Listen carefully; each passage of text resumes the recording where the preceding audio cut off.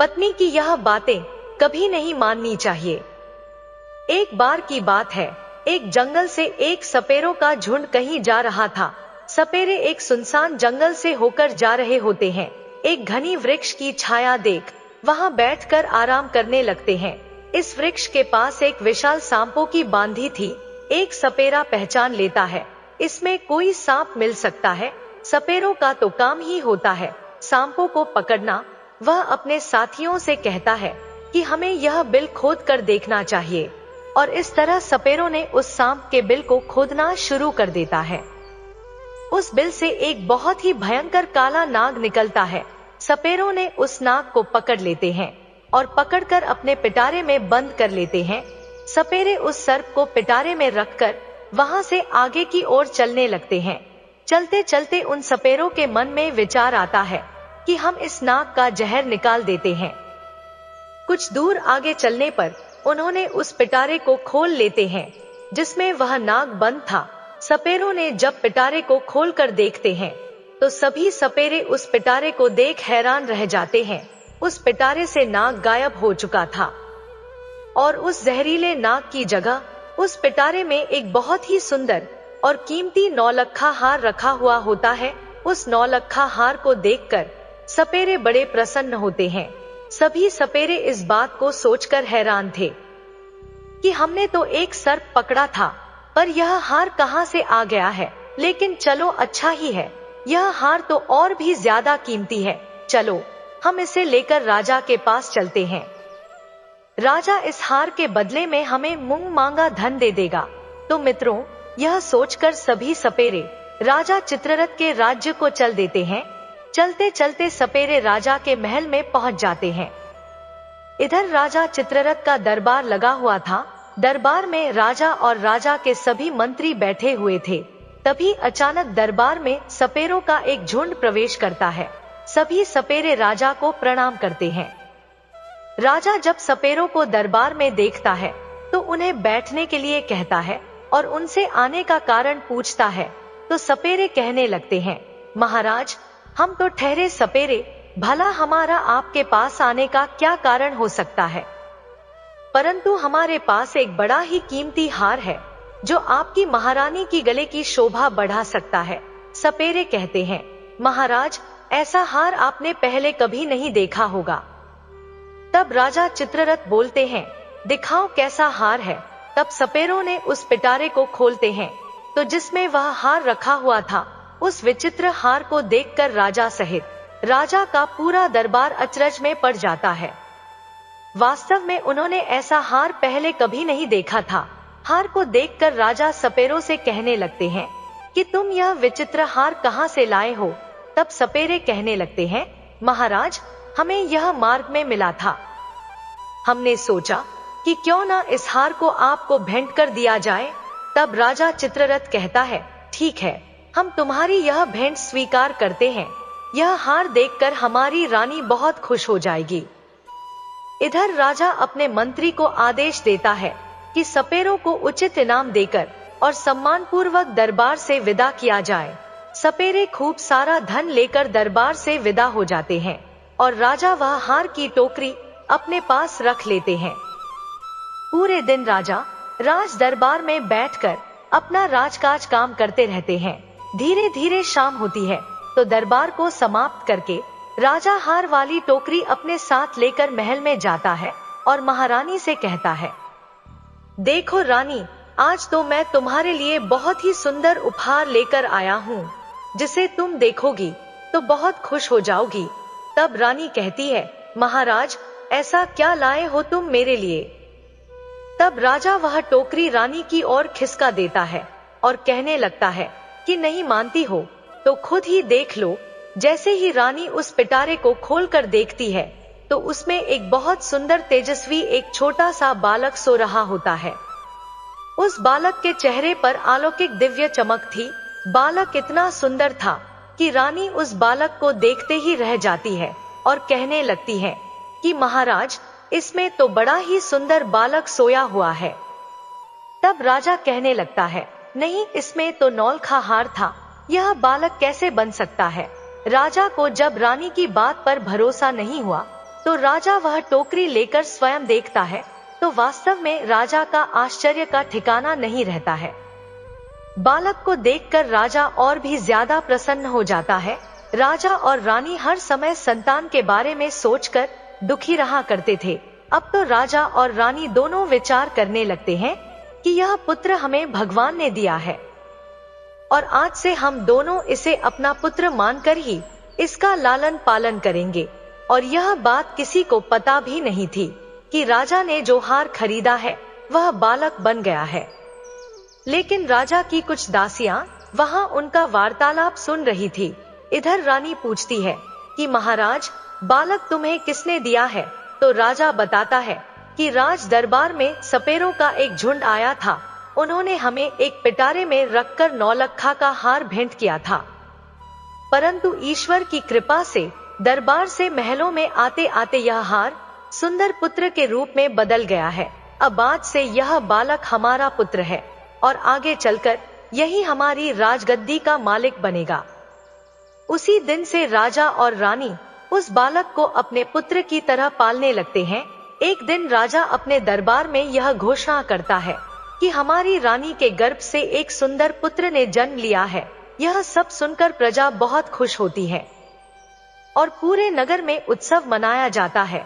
यह सब देखकर राजा और रानी बहुत प्रसन्न होते हैं। धीरे धीरे वह लड़का बड़ा हो रहा था और जैसे जैसे समय गुजरता जाता है वह लड़का जवान हो जाता है। अब वह लड़का शादी के योग्य हो जाता है। तब राजा के मन में विचार आता है कि अब अपने पुत्र का विवाह कर देना चाहिए। एक दिन राजा अपनी महारानी से कहता है कि अब हमारा पुत्र विवाह के योग्य हो गया है और अब इसका किसी सुंदर कन्या से विवाह कर देना चाहिए। राजा का यह प्रस्ताव रानी को भी बहुत पसंद आता है। रानी कहती है, महाराज, शुभ काम में देरी कैसी, जितनी जल्दी हो सके आप मेरे पुत्र का विवाह कर दीजिए। राजा चित्ररथ के राज्य के पास ही एक दूसरा राज्य भी था। उस राज्य के राजा का नाम जयंत था। उस राजा की एक बड़ी सुंदर कन्या थी और उस कन्या का नाम शंखपुष्पा था। शंखपुष्पा को राजा ने अपने आचार्य से समस्त विद्याओं का ज्ञान करवा रखा था, इसीलिए वह कन्या 16 विद्याओं को जानती थी। राजा जयंत भी विचार करने लगता है कि अब मुझे अपनी पुत्री का विवाह कर देना चाहिए। राजा दरबार में राज पुरोहित को बुलाता है और टीका की सामग्री देकर पुरोहित को अपनी पुत्री शंखपुष्पा के लिए योग्य वर ढूंढने के लिए भेज देता है। राजा पुरोहित से कहता है कि जाओ और हमारी पुत्री के योग्य किसी राजकुमार को टीका करके आओ। पुरोहित जी राजकुमारी के टीका की सामग्री लेकर दूसरे राज्यों के लिए निकल पड़ता है और कई राज्यों में घूमता है, लेकिन उन्हें उस पुत्री के समान तेजस्वी सुंदर राजकुमार नहीं मिल पाता है। वह घूमते घूमते परेशान हो जाता है और अंत में चलते चलते राजा चित्ररथ की नगरी में पहुंच जाता है। राजा चित्ररथ का दरबार लगा हुआ था। अचानक से पुरोहित का दरबार में आगमन होता है। राजा चित्ररथ देखते ही समझ जाते हैं कि यह कोई ब्राह्मण है जो किसी राजा की कन्या का रिश्ता लेकर यहाँ आए हैं। राजा चित्ररथ पुरोहित से पूछता है कि आप कौन हैं और कहां से आए हैं। तब पुरोहित कहता है, महाराज, मैं राजा जयंत का पुरोहित हूँ और उनकी कन्या शंखपुष्पा का टीका लेकर आया हूँ। हमारे राजा की कन्या राजकुमारी शंखपुष्पा बड़ी ही रूपवान और 16 विद्याओं में पारंगत है। हमने सुना है कि आपका राजकुमार भी विवाह के योग्य हो गया है। तब राजा चित्ररथ कहते हैं कि हमारा एक पुत्र है और हमारा पुत्र बहुत ही सुंदर और विवाह के योग्य हो गया है। लेकिन राजा चित्ररथ को यह नहीं पता था कि उनका जो पुत्र है वह एक नाग है। राजा अपने पुत्र को जब पुरोहित को दिखाता है तो पुरोहित राजकुमार को देखते ही प्रसन्न हो जाता है और वे राजकुमारी शंखपुष्पा का विवाह पक्का करके अपने राज्य को लौट जाते हैं। अब धीरे धीरे समय गुजर जाता है। कुछ दिनों के बाद जब विवाह का उचित समय आता है तो राजा चित्ररथ अपने पुत्र को सजाकर दूल्हा बनाकर राजा जयंत के यहाँ बारात लेकर पहुँच जाते हैं। वहाँ पहुँचते ही राजा जयंत उनका खूब अच्छे से स्वागत सत्कार करता है और अपनी पुत्री का विवाह राजकुमार के साथ कर देते हैं। इस प्रकार अपने पुत्र का विवाह करके राजा चित्ररथ वापस अपनी राजधानी को लौट आते हैं। अब धीरे धीरे और समय बीत जाता है। एक दिन रानी राजा से कहती है, महाराज, अब हमें राज्य की बागडोर हमारे पुत्र के हाथों में सौंप देनी चाहिए, जिससे पुत्र को भी राज्य चलाने का अनुभव मिल जाएगा। ऐसा सुनकर महाराज चित्ररथ ने अपने पुत्र को युवराज घोषित कर देता है। अब राजा चित्ररथ निश्चिंत होकर अपने महल में रहने लगता है। राजकुमार बड़े अच्छे ढंग से राज्य का संचालन करने लगता है। मित्रों, एक दिन की बात है। राजकुमारी शंखपुष्पा को उसकी दासी एक बात कहती है। वह कहती है कि राजकुमार को पूछना कि तुम्हारे माता पिता कौन है। दासी की बात सुनकर शंखपुष्पा को बड़ा आश्चर्य होता है। रानी शंखपुष्पा कहने लगती है कि यह तुम क्या कह रही हो? क्या हमारे पति महाराज चित्ररथ के पुत्र नहीं हैं? तब दासी कहती है, नहीं राजकुमारी, तुम भूल कर रही हो, यह उनका पुत्र नहीं है। मैं इतना तो नहीं जानती कि राजकुमार के वास्तविक माता पिता कौन है, पर इतना अवश्य जानती हूँ कि राजकुमार महाराज चित्ररथ के पुत्र नहीं हैं। आप स्वयं अपने पति से पूछ लेना। अब तो राजकुमारी शंखपुष्पा के मन में भी अपने पति को लेकर शंका उत्पन्न होने लगती है। राजकुमारी मन में सोचने लगती है कि आज शाम को जब राजकुमार महल में आएंगे तो मैं उनसे यह बात अवश्य पूछूंगी।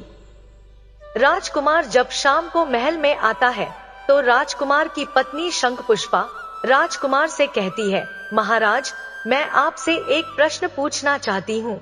राजकुमार कहते हैं, पूछो रानी, क्या पूछना चाहती हो? तब राजकुमारी पूछती है कि मुझे यह बताइए कि आपके माता पिता कौन हैं और तुम किस राजवंश के हो। यह बात सुनकर के राजकुमार का चेहरा काला पड़ जाता है और कहने लगता है, रानी, क्या तुम्हारी मति मारी गई है? मैं महाराज चित्ररथ का पुत्र हूँ। तब शंखपुष्पा कहती है, नहीं महाराज, आप मुझसे कुछ छुपा रहे हैं।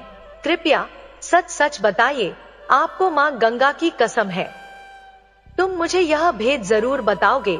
अब तो यह बात सुनकर राजकुमार बड़े धर्म संकट में फंस जाता है। राजकुमार सोचने लगता है कि आज किसी ना किसी ने इसके मन में यह प्रश्न पैदा किया है, इसको जरूर किसी ने बहका दिया है और यह पूछे बिना मानेगी भी नहीं। राजकुमार अपनी पत्नी को बहुत समझाता है कि मैं महाराज का ही पुत्र हूँ, तुम क्यों व्यर्थ में मेरा दिमाग खराब कर रही हो? परंतु राजकुमारी हट पकड़ लेती है। महाराज, अब तो तुम्हें मुझे बताना ही पड़ेगा कि तुम किस वंश के हो, तुम्हारे माता पिता कौन है। तब राजकुमार सोचने लगता है कि मुझे इसको सब कुछ बताना ही पड़ेगा, यह सच सुने बिना मानने वाली नहीं है। राजकुमार बार बार अपनी पत्नी से कहता है कि मान जाओ महारानी, अभी इस समय तुम मुझसे यह बात मत पूछो, वरना बहुत पछताओगी। लेकिन राजकुमारी शंखपुष्पा तो मानो जिद करके बैठ जाती है और कहती है कि नहीं बताओगे तो मैं भोजन ग्रहण नहीं करूंगी। मैं समझूंगी कि तुम मुझसे झूठा प्रेम करते हो। यह बात सुनकर राजा का पुत्र कहता है, नहीं मानती हो तो ठीक है, हम कल महलों से बाहर वन विहार के लिए चलेंगे और वहां चलकर मैं तुम्हें सब कुछ बता दूंगा। दूसरे दिन रथ सजाया जाता है, उसमें राजकुमार और उसकी पत्नी शंखपुष्पा दोनों बैठ जाते हैं और वन विहार करने का बहाना करके दोनों महलों से निकल जाते हैं और एक नदी के किनारे आ जाते हैं।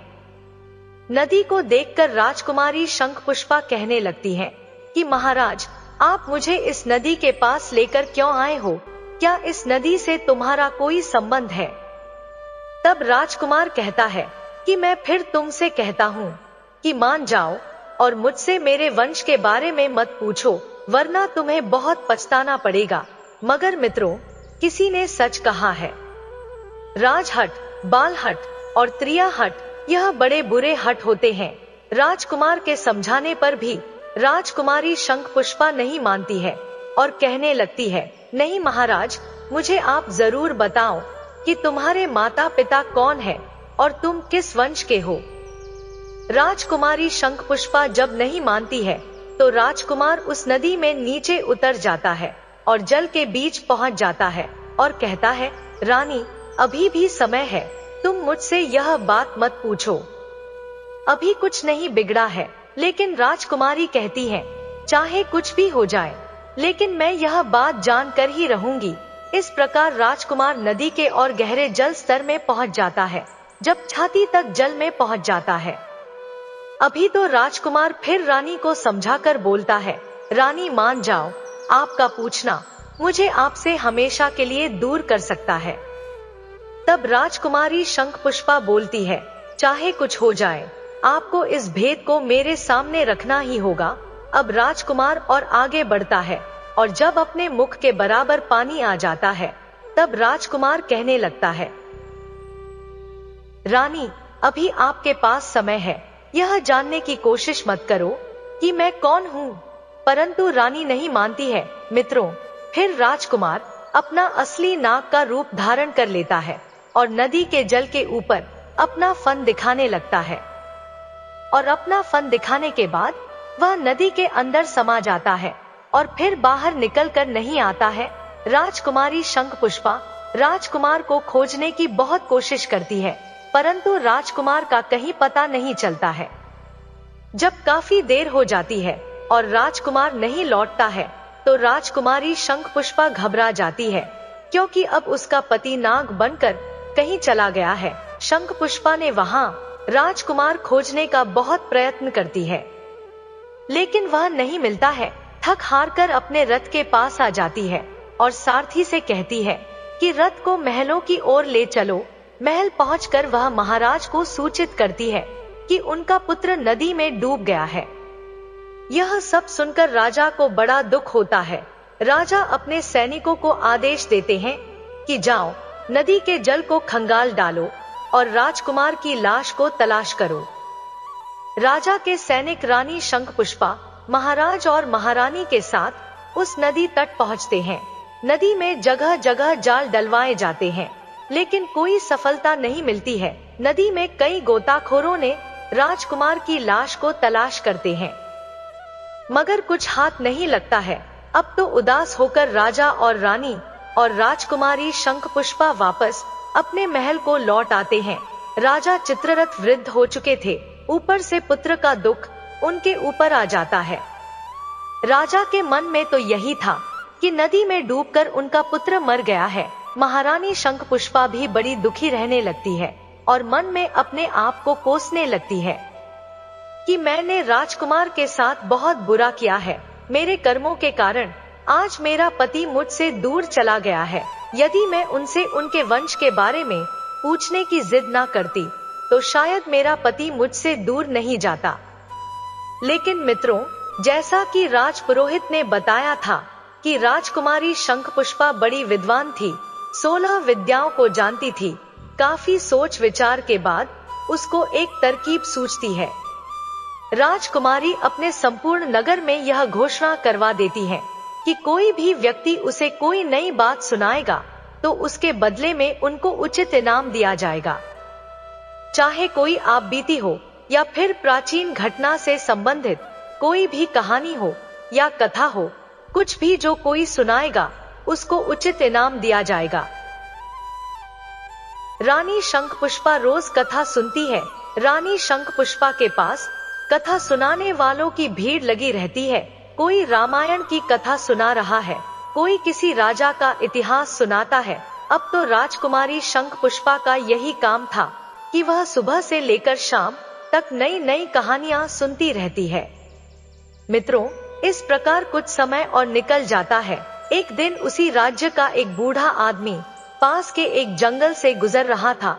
उस बूढ़े आदमी को उस जंगल को पार करते समय रात हो जाती है, तो वह मन में सोचने लगता है कि अब रात में आगे चलना ठीक नहीं है, क्योंकि जंगल में आगे हिंसक पशु भी मिल सकते हैं। यही सोचकर बूढ़ा आदमी उस जंगल में एक पीपल के पेड़ के ऊपर चढ़कर बैठ जाता है। रात्रि का समय था। वृद्ध व्यक्ति को डर के मारे नींद नहीं आ रही थी। इधर जब रात के 12 बजे का समय होता है, तो वह देखता है कि एक झाड़ू लगाने वाला आता है और पूरे जंगल में वह झाड़ू लगा देता है। फिर वह देखता है कि पानी का छिड़काव करने वाला आता है। उसने भी हर जगह पानी का छिड़काव कर देता है। उसके बाद वहां पर कुर्सियां लगनी शुरू हो जाती हैं। फिर एक सिंहासन आता है। बूढ़ा आदमी पीपल के पेड़ पर बैठा यह सब देख रहा था। वह देखता है कि वहां पर सभा होने लगती है।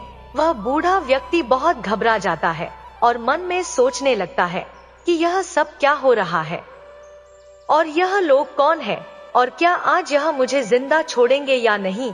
वहां एक से बढ़कर एक विचित्र अतिथि आने शुरू हो जाते हैं। वह विचित्र इसलिए थे क्योंकि उनका आधा शरीर सर्प का था और आधा शरीर मनुष्य का था। दिव्य शरीर वाले नाग देखने में बड़े भयंकर लग रहे थे।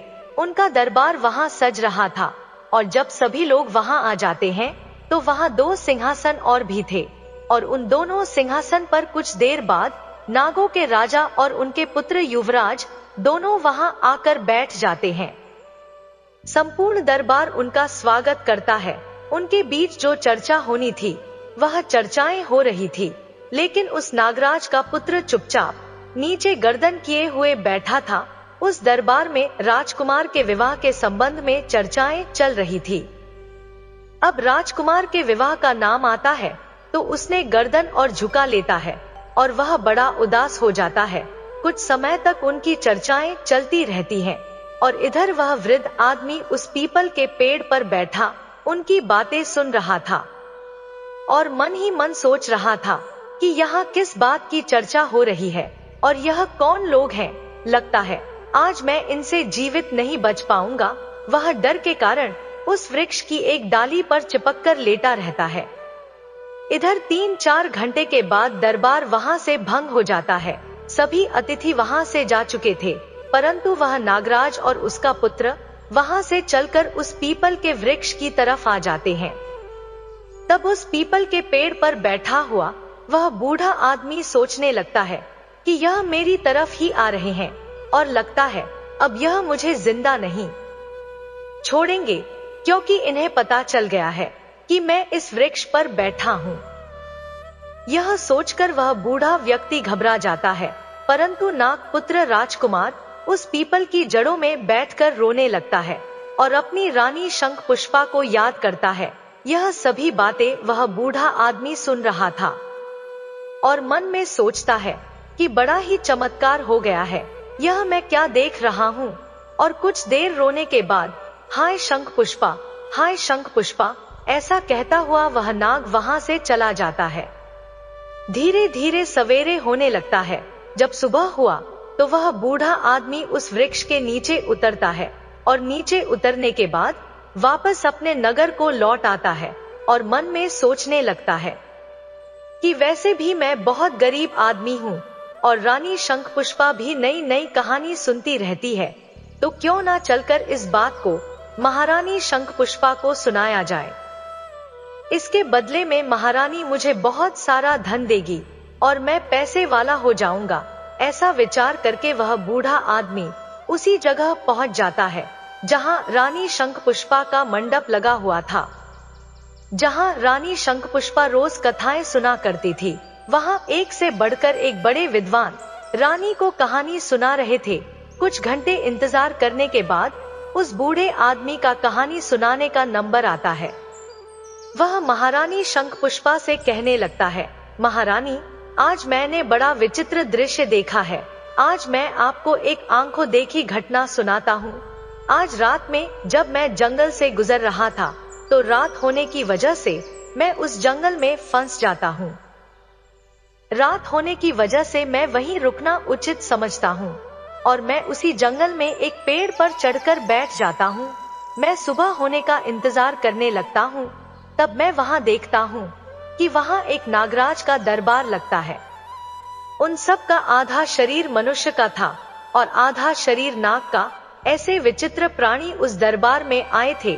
कुछ समय तो मुझे लगा कि यह लोग मुझे मार डालेंगे, परंतु मैं उस समय पीपल के वृक्ष पर चिपका हुआ चुपचाप बैठा रहता हूँ और जब दरबार समाप्त होता है तो वहां से नागों के राजा का पुत्र एक दिव्य रथ में बैठकर उसी वृक्ष की ओर आता है जिस वृक्ष पर मैं बैठा हुआ था। वह उस रथ से नीचे उतरता है और पीपल के वृक्ष के नीचे बैठकर कुछ देर हाय शंखपुष्पा कहकर रोता रहता है। उसके बाद वहीं से अदृश्य हो जाता है। अब यह बात जब राजकुमारी शंखपुष्पा सुनती है तो उस बूढ़े आदमी से कहने लगती है, बाबा, मैं आपको इतना धन दूंगी कि तुम्हारी कई पीढ़ियां बैठी बैठी खा सकती हैं, परंतु तुम मुझे उस स्थान पर लेकर चलो जहां आपने राजकुमार को रोते हुए देखा था। यह बात सुनाकर बूढ़ा आदमी घबरा जाता है और कहता है, राजकुमारी, अब मैं वहां नहीं जाऊंगा, वहां जाने से मुझे बहुत डर लग रहा है। तब राजकुमारी कहती है, नहीं बाबा, तुम चिंता मत करो, तुम्हें मेरे साथ वहां चलना ही पड़ेगा। इतना कहकर रानी शंखपुष्पा ने एक सोने की मोहरों से भरी हुई थैली उस बूढ़े आदमी को देती है और कहती है कि मैं तुम्हें और भी सोने की मोहर दूंगी, तुम मुझे उस स्थान पर पहुंच दो। बूढ़ा आदमी रानी द्वारा दी गई सोने की मोहरों को देखकर खुश हो जाता है और वह राजकुमारी शंखपुष्पा को लेकर उस जंगल की तरफ चल देता है। और कुछ समय बाद उसी स्थान पर जाकर बूढ़ा आदमी कहता है कि राजकुमारी, मैंने इसी पीपल के वृक्ष के ऊपर बैठकर सब कुछ देखा था।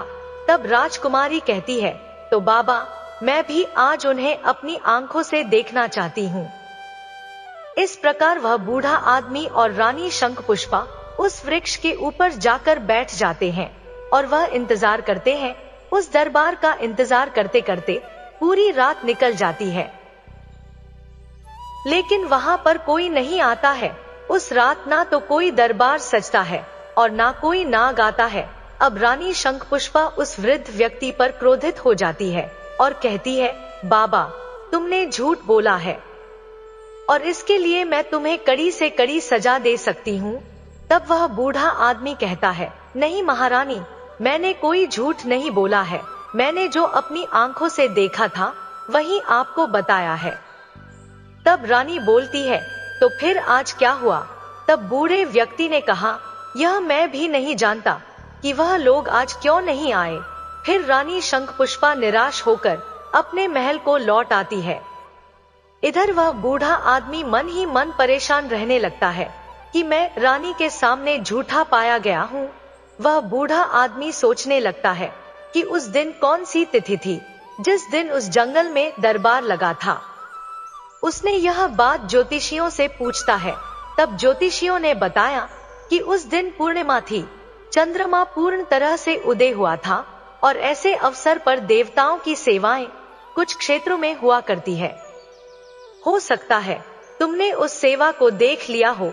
अब तो वह बूढ़ा आदमी सोचने लगता है कि अगली पूर्णिमा आएगी तब मैं रानी को लेकर वहां जाऊंगा। महारानी भी उस बूढ़े आदमी से कहती है कि यदि तुम मुझे वह दृश्य दिखा दोगे तो मैं तुम्हें बहुत बड़ा इनाम दूंगी। इधर धीरे धीरे समय बीतता है और जब अगली पूर्णिमा की रात आती है तो वह बूढ़ा आदमी महल में पहुंचता है और महारानी से कहता है, महारानी, आज आपको मेरे साथ उस जंगल में चलना पड़ेगा। आज मैं आपको वह दृश्य दिखाऊंगा। महारानी शंखपुष्पा और वह बूढ़ा आदमी दोनों जंगल की ओर चल देते हैं। वहां पहुंचकर रानी शंखपुष्पा और वह बूढ़ा आदमी उस पीपल की जड़ों में छुपकर बैठ जाते हैं। जब रात्रि के 12 बजने का समय नजदीक आता है तो वहां एक झाड़ू लगाने वाला आता है। वह झाड़ू लगाता है। फिर पानी का छिड़काव करने वाला आता है। वह पानी का छिड़काव करता है। थोड़ी देर बाद दरबार सजने लगता है। धीरे धीरे वहां नाग लोग आने लगते हैं। नागों का आधा शरीर मनुष्य का था, आधा शरीर सांप का था। बूढ़े आदमी इशारे से कहता है, महारानी, अब आप ध्यान से देख लो, यही सब मैंने उस दिन देखा था। मित्रों, रानी शंखपुष्पा उस दृश्य को बड़े गौर से देख रही थी और कुछ समय बाद रानी का पति भी आ जाता है, जो उस नागराज का पुत्र था। उसका आधा शरीर नाग का था और आधा शरीर मनुष्य का। महारानी उसे देखते ही पहचान जाती है और कहने लगती है कि यही मेरा पति है। महारानी सोचने लगती है, अब इसको मैं कैसे प्राप्त कर सकती हूँ। महारानी हिम्मत करके धीरे धीरे उस वृक्ष से बाहर निकलने लगती है।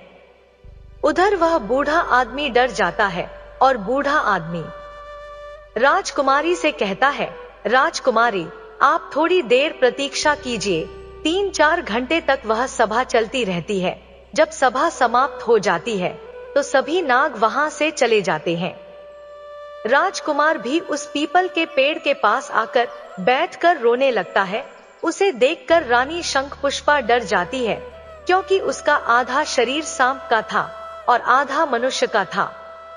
अपने पति को रोता देखकर राजकुमारी से रुका नहीं जाता है और राजकुमारी शंखपुष्पा वृक्षों से निकलकर उसके पास आ जाती है और उसका हाथ पकड़ लेती है।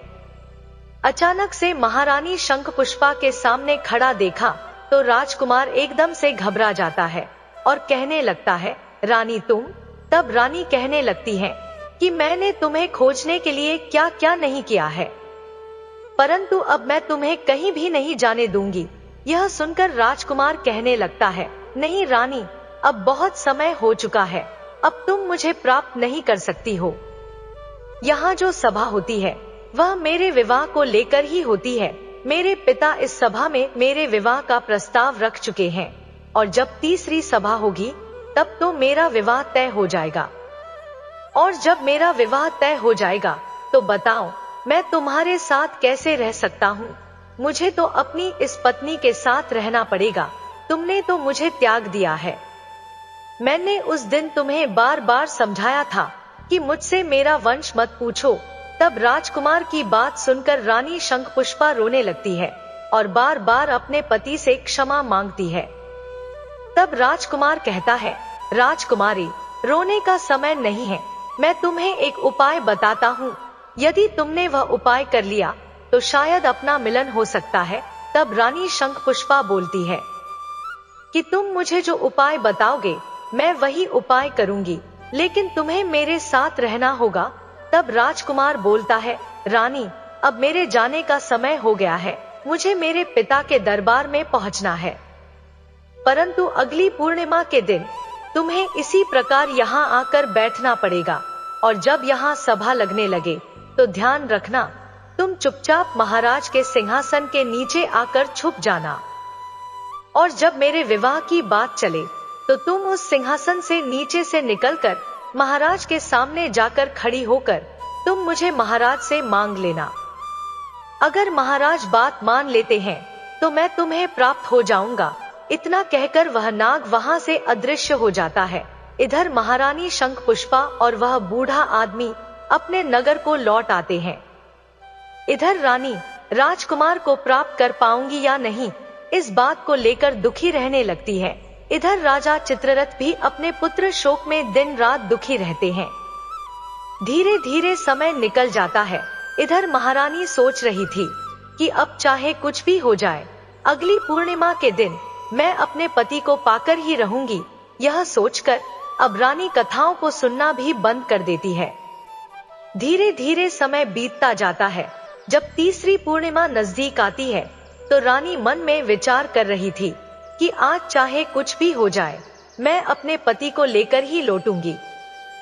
रानी उस बूढ़े आदमी को लेकर उस पीपल के पेड़ के पास पहुंच जाती है। वहां दोनों उस पीपल की जड़ में छुपकर बैठ जाते हैं और सभा लगने का इंतजार करने लगते हैं। इधर रात्रि के 12 बजते ही दरबार की तैयारी शुरू हो जाती है। कुर्सियां लगती हैं और राजा का सिंहासन आता है। इधर रानी उस पीपल की कोटर से निकलकर उस सिंहासन के नीचे छुप जाती है। बड़े ही विशाल शरीर वाले नाग वहां आकर बैठने लगते हैं। कुछ देर के बाद राजकुमार का पिता, जो नागों का राजा था, वह भी आ जाता है। राजकुमार भी वहीं आकर बैठ जाता है। दरबार शुरू होता है। उनमें आपस में चर्चाएं होने लगती हैं। कुछ समय के पश्चात राजकुमार के विवाह की चर्चा आरंभ होती है। अब राजकुमार के विवाह की जब बात चली तो राजकुमारी शंखपुष्पा मौका पाते ही सिंहासन के नीचे से निकलकर राजा के सामने हाथ जोड़कर खड़ी हो जाती है। अचानक से एक स्त्री को वहां पर आया देखकर सारी सभा हड़बड़ा जाती है। तब नागराज बोलता है, तुम कौन हो और यहाँ इस सुनसान जंगल में मध्यरात्रि के समय तुम यहाँ क्यों आई हो? क्या तुम्हें मृत्यु का डर भी नहीं लगता है? हम नाग हैं और नाग लोग कितने जहरीले होते हैं, यह तुम्हें नहीं छोड़ेंगे। यह बात सुनकर शंखपुष्पा कहने लगती है, महाराज मुझे डर किस बात का, मैं तो आपकी पुत्र वधू हूँ। राजकुमार मेरे पति हैं और आप ना मानो तो उनसे ही पूछ लो, इनके साथ मेरा विवाह हुआ है। जब महाराज अपने राजकुमार से पूछता है कि राजकुमार यह कौन है, तो राजकुमार पूरी कहानी अपने पिता को कह सुनाता है और कहता है, पिताजी एक दिन मुझे कुछ सपेरों ने पकड़ लिया था और पकड़कर पिटारे में रखकर मुझे ले जाने लगते हैं, तो मैंने उनसे बचने के लिए उस पिटारे के अंदर नौलखा का हार का रूप धारण कर लिया था। उन सपेरों ने नौलखा हार महाराज चित्ररथ के यहाँ दे देते हैं। मैंने सोचा राजा चित्ररथ को कोई पुत्र नहीं है, राजा की कोई संतान नहीं है, तो क्यों ना राजा के यहाँ मैं पुत्र बन जाता हूँ। तो मैं अपनी माया से पुत्र बन जाता हूँ और कई साल महाराज के राजमहलों का सुख भोगता रहता हूँ। महाराज अपने पुत्र की तरह मेरा पालन पोषण करता है और इसी सुंदरी के साथ मेरा विवाह संपन्न करा देता है। परंतु एक दिन जिद करके इस सुंदरी ने मुझे मेरे वंश के बारे में पूछती है कि तुम किस वंश के हो। मैंने इसे बहुत समझाया परंतु यह नहीं मानती है, और जब यह नहीं मानती है तो जहाँ मेरा स्थान था वहाँ इन्हें लेकर जाता हूँ और वहाँ पहुंचकर मैं अपने वास्तविक स्वरूप में आ जाता हूँ और मैं अपने परिवार के पास चला आता हूँ। यह बात महाराज जब सुनते हैं तो नागराज कहने लगता है, देवी क्या यह सच कह रहा है? तब राजकुमारी शंखपुष्पा कहती है, हाँ महाराज ऐसा ही हुआ था, मेरा विवाह इन्हीं के साथ हुआ था, जबकि पहले इनका पूरा शरीर मनुष्य का था। शंखपुष्पा की बात सुनकर नागराज अपने पुत्र को फटकार लगाता है, पहले तो तुमने हमारी परंपरा के खिलाफ जाकर पृथ्वी लोक पर विवाह किया है और फिर उनके बाद तुम इस स्त्री को छोड़कर हमारे पास वापस आए हो, तुमने यह अपराध किया है। अब मैं तुम्हें श्राप देता हूँ कि जब तक यह स्त्री जीवित रहेगी तब तक तुम पृथ्वी लोक पर रहकर इनका साथ दोगे, इसे छोड़कर नहीं जा सकते हो, इसे अपनी पत्नी के रूप में रखना होगा। और जिस राजा के तुम पुत्र बने थे उस राजा का राज्य भी तुम्हें संचालित करना होगा, उस राजा की सेवा करनी पड़ेगी। जब तक वहाँ का कार्यकाल समाप्त नहीं हो जाता है तब तक तुम हमारे साथ हमारे पास नागलोक में नहीं लौट पाओगे। अब तुम्हारा विवाह नहीं होगा।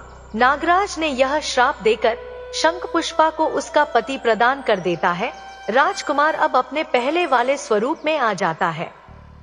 उसके बाद रानी शंखपुष्पा और राजकुमार नागराज से सर झुकाकर आशीर्वाद लेते हैं और अपनी पत्नी के साथ विदा लेकर वह से राजमहल की ओर चले आते हैं। राजकुमार अपनी नगरी में आता है तो वहां पहुंचकर वह देखता है कि पुत्र शोक में व्याकुल होकर महाराज की स्थिति बहुत ही ज्यादा खराब हो चुकी थी। जब राजकुमार महाराज के पास पहुंचा तो महाराज अपने पुत्र को देख बड़े ही प्रसन्न हो जाते हैं। उन्हें ऐसा लगने लगता है जैसे समस्त बीमारियों ने उनका पीछा छोड़ दिया हो। पूरे राजमहल में खुशियां मनाई जाती है। राजा साहब पूरे नगर में यह खबर भिजवा देता है कि हमारा राजकुमार वापस लौट आया है। यह सुनकर संपूर्ण नगर में प्रसन्नता से उत्सव मनाया जाता है और राजा चित्ररथ और उनकी महारानी अपने पुत्र को पाकर बहुत खुश होते हैं। तो मित्रों, इस प्रकार से रानी शंखपुष्पा अपने खोए हुए पति को ढूंढ लेती है और बड़े प्रेम के साथ अपने पति के साथ रहती है। मित्रों, इस कहानी से यही निष्कर्ष निकलता है कि चाहे कितनी ही पतिव्रता स्त्री हो, अगर उसकी हट से आपके मान सम्मान या पारिवारिक रिश्ते में दरार आए तो वह हट उसका कभी पूरा नहीं करना चाहिए। मित्रों, वीडियो कैसी लगी कमेंट करके जरूर बताएं। वीडियो को लाइक शेयर करें और हमारे चैनल को सब्सक्राइब करें। धन्यवाद।